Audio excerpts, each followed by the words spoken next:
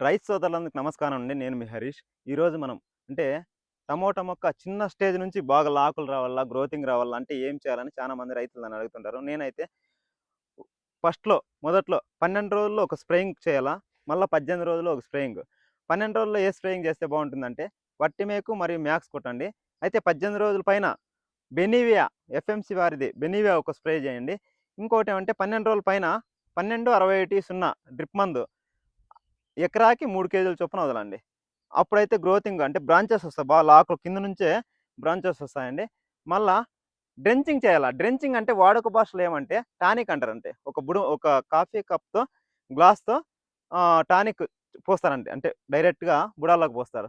అది ఏమేమి పోస్తే బావుంటుందంటే ఎకరాకి 1 లీటర్ బయోవిటను, 1 కేజీ మ్యాక్స్ మరియు ర్యాలీ గోల్డ్ అనేది ఒకటి, మరియు హ్యూమిక్ యాసిడ్ అనేది 1 కేజీ చొప్పున ఒక 200 లీటర్ల డ్రమ్ములోకి కలుపుకొని పోసి దాంట్లో అంతా మిక్సింగ్ చేసుకొని బాగా దాన్ని ఒక చెట్టుకి ఒక గ్లాస్‌తో పోస్తే గ్రోతింగ్ అయితే చిన్న మొక్క నుంచే లాకులు వస్తాయి.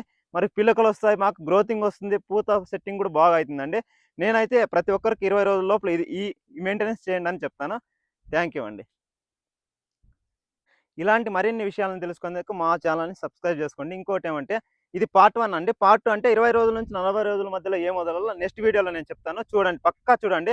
మీకైతే ఇది ఖచ్చితంగా యూజ్ అయితుంది. నేను ఏం చెప్తున్నానంటే 20 రోజుల మధ్యలో నుంచి 40 రోజుల మధ్యలో ఏం వదిలితే బావుంటుందని పక్కా చెప్తా టమోటాలో అయితే. Thank you.